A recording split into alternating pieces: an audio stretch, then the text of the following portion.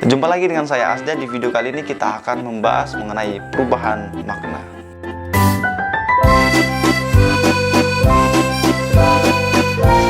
Pernahkah terbenak dalam pikiran kita apa sih yang menjadi perubahan suatu makna? Atau lebih sederhananya memahami apa sih itu perubahan makna? Jaja Sudarma 2009 berpendapat bahwa gejala perubahan makna sebagai akibat dari perkembangan makna oleh pemakai bahasa. Bahasa perkembangan berubah sesuai dengan perkembangan pikiran manusia. Sejalan dengan hal tersebut, karena manusia yang menggunakan bahasa, maka bahasa akan berkembang dan makna pun ikut berkembang atau berubah.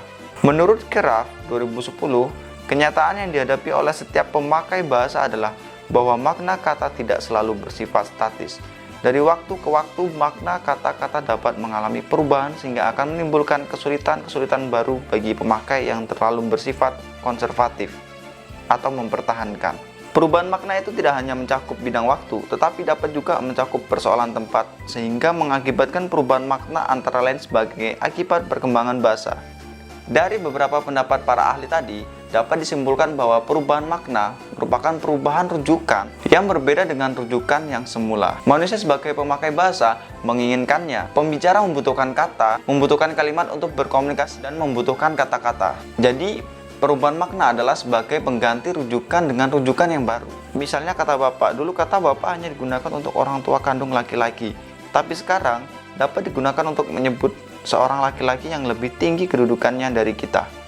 Misalnya, Bapak Ustadz Marhan, Bapak Ustadz Haji Nuri, Bapak Muslih, Bapak Huda. Nah, dalam perubahan makna ini, ada 6 jenis perubahan makna yang terbentuk. Yang pertama adalah amelioratif.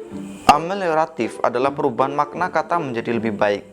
Amelioratif terjadi ketika makna suatu kata yang awalnya dirasakan rendah nilainya, kemudian berubah menjadi lebih tinggi atau lebih baik nilainya.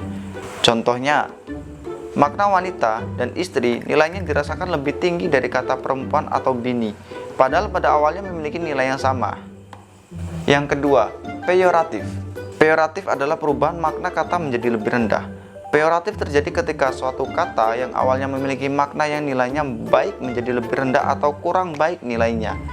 Peyoratif dapat dikatakan sebagai kebalikan dari amelioratif.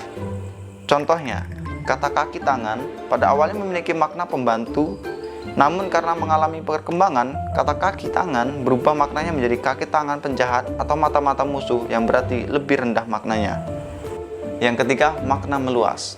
Makna yang meluas terjadi ketika suatu kata yang semula maknanya dan penggunaannya terbatas mengalami perubahan sehingga makna dan penggunaan kata tersebut menjadi lebih luas cakupannya.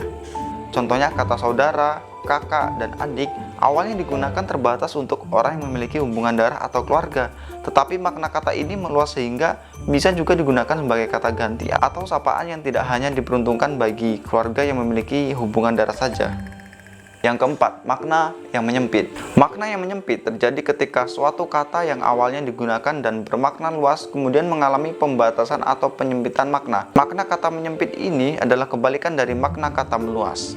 Contohnya, kata madrasah, bahasa Arab, pada awalnya memiliki arti sekolah umum, namun dalam bahasa Indonesia sekarang, kata madrasah hanya diperuntukkan untuk menyatakan sekolah agama Islam.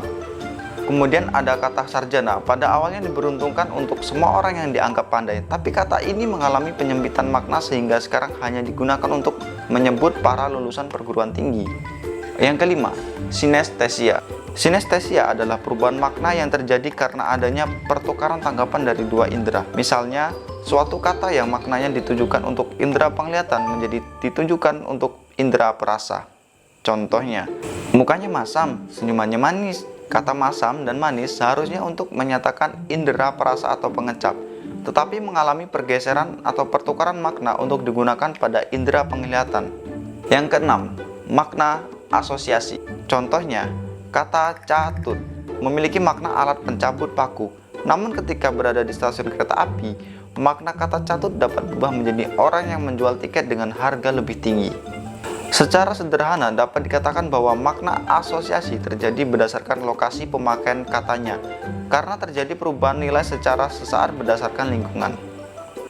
Sampai di sini saja video untuk hari ini. Semoga bermanfaat, tetap berpikir positif, dan sampai jumpa di pertemuan selanjutnya.